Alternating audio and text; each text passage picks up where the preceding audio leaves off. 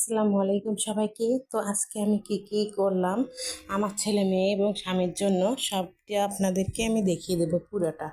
তো এখানে হচ্ছে প্রথমে আমি মুরগির মাংস নিয়ে নিয়েছি।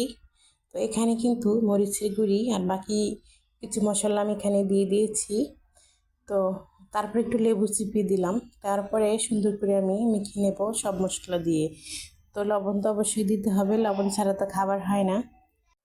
তো বাকি কি দিচ্ছি আরও সবই আপনাদের দেখিয়ে দেব। তো এখানে আমি আদা রসুন বাটাও দিয়ে দিচ্ছি।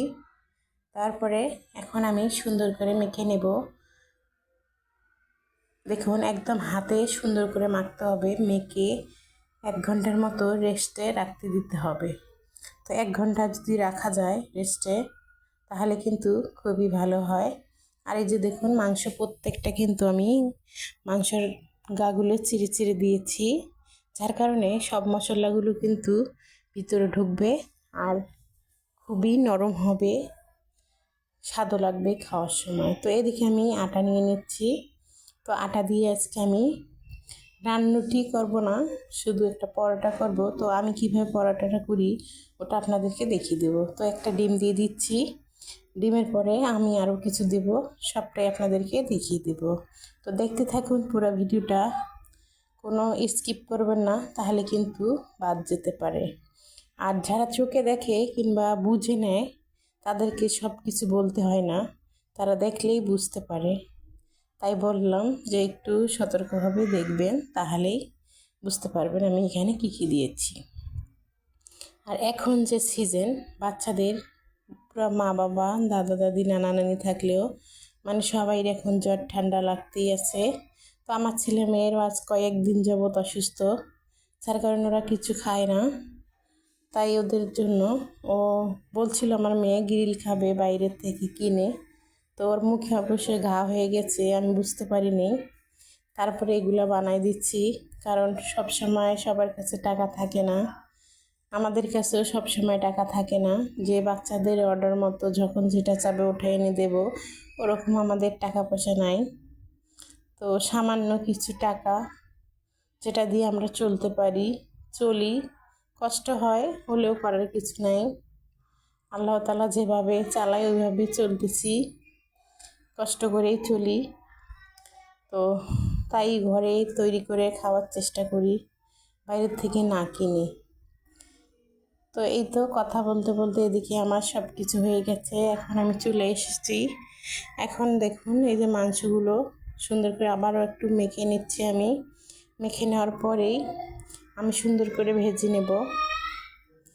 ভেজে নেওয়ার সময় কিন্তু আপনাদেরকে অবশ্যই দেখাই দিচ্ছি, দেখুন সব একসঙ্গে দিয়ে দিয়েছি, দেওয়ার পরে ভাজতেছি। তো দেওয়ার সময় দেখাইনি, পরে দেখাচ্ছি, কারণ তেল ছিটে চলে আসছিল গায়ে। এই তো আমি এখন একবার উল্টে দিচ্ছি, দেওয়ার পরে আবারও সুন্দর করে ভেজে নিচ্ছি। তো ভাজা হয়ে গেছে, মানে আমি পুরোপুরি ভাজিনি, উঠায় রাখছি। রাখার পর ওই তেলের ভিতরেই আমি একটা কড়াই তেল দিয়ে এখন পেঁয়াজ দিয়ে দিলাম। তো এখন আমি এখানে যে মশলাগুলো দেব সবগুলো মাংসতে দেওয়াই মশলা দিয়ে আমি সুন্দর করে ভুনা করে নেব। আর ভুনাতে যা যা মাংস মশলা দিতে হয় সবগুলো আমি এখানে দিয়ে দেব। তো এই তো প্রত্যেকটা মশলা আমি দেখিয়ে দেখে আপনাদেরকে দিয়ে দেব। দেওয়ার পরেই এটা আমি সুন্দর করে কষাই নেব। কষাই নেওয়ার পরেই আমি সেই রোস্টগুলো যে ভেজে রেখেছি মুরগির, ওগুলো এখানে দেব। তো এটা রোস্ট হবে না, আর না হবে কোনো গ্রিল। আমি এমন টাইপেরই করব যাতে যেন রুটি পরোটা দিয়ে খেতে পারে, একটু ঝোল ঝোল থাকবে, থেকেই এগুলো করব। তো আমার ঘরে যা যা মশলা ছিল আমি তাই দিয়ে করেছি। তো আপনাদের কাছে যদি আরও কোনো বেশি মশলা থাকে তা আপনারা করতে পারেন। এই তো এখন আমি সুন্দর করে এটাকে নেড়ে নেড়ে কষাই নেব। কষাই নেওয়া হয়ে গেলে তো আমি দেখিয়ে দেব। তো বাচ্চাদেরকে কিন্তু এভাবে ঘরেই নান রুটি কিংবা গ্রিল এভাবেও তৈরি করা যায়। তো এটা তৈরি করার আগে আমার মেয়ে বলছিল একদম পুড়ে ফেলবে না, একটু যেন ঝোল থাকে, তাই ওর কথাটা মাথায় রেখে আমি এই কাজটা করছি। তো এই তো এখানে আরেকটা জিনিস দেবো, দেখেন এটা হচ্ছে টমেটো সস, আমি কিনে নিয়ে আসছিলাম, ওটা এখন দিয়ে দিচ্ছি এখানে। তো এটা দিলে হবে কি, যে চাপ পাওয়া যায় এই যে হোটেলের ভিতরে, তো ওরকম স্বাদটা আসবে।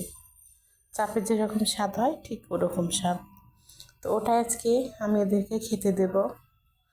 তো এই তো এটা প্রায় হয়ে গেছে। এদিকে আমি আটাটা মেখে রেখেছিলাম আগেই, এখন ওটা রুটি বানার জন্য আমি নিয়ে আসলাম। এখন রুটি বেলে নিচ্ছি। তো দেখুন রুটির সাইজটা যত বড় হবে তত বড় আমি করব, ছোট করব না।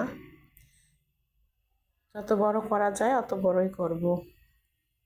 তো রুটি বানা হয়ে গেছে, এখন আমি ভেজে নেব। ভেজে নেওয়া হয়ে গেলে কিন্তু এই যে খাওয়ার জন্য আমি দিয়ে দেব। তো এখানে আমাদের যেটা ছিল না সেটা হচ্ছে যে সালাদ ছিল না। শুধু আর বৃষ্টির দিন সবসময় বাইরে যে যা দিতে পারি না, যা ছিল তাই দিয়ে খেতে দিয়েছি। খুব সুন্দর হয়েছে। তো একদিন আপনারা ট্রাই করে দেখবেন, খুবই ভালো লাগবে। তো আমার মেয়ের কাছে একটু ভালো লাগছে, ওর বাবা খেয়েছে, আমরা সবাই খেয়েছি, আলহামদুলিল্লাহ।